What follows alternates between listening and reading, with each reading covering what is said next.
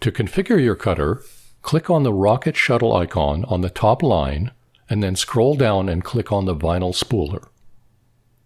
This will open the vinyl spooler window where you will see a number of tabs in the top right-hand area of the vinyl spooler. Click on the Connection tab of this spooler window to show connection options for your cutter. If you selected your cutter during the install process, it should already be loaded and ready to go. Here we see the PrismCut P20 model configured to use TCP, which allows us to connect to the same Wi-Fi network that the PrismCut is connected to. For Wi-Fi communications to work, the TCP/IP address on the PC must be the same as the one shown on the cutter's screen. First, connect your cutter to your home Wi-Fi and then look on the cutter's screen to see the IP address it is connected to. On your PC, click on the Configure button and then enter the same IP address you see on the cutter's screen.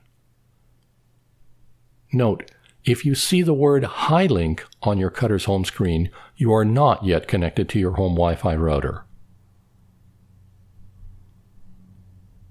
Clicking on the Test button allows you to verify that communications between your computer and the cutter have been established. If you did not select your cutter during the install process, it is possible to add a cutter by clicking on the Add button located just under the current cutter display area. Click Add, and then select Maker and Model. In this example, we will add the PrismCut P28 driver to the existing P20 model.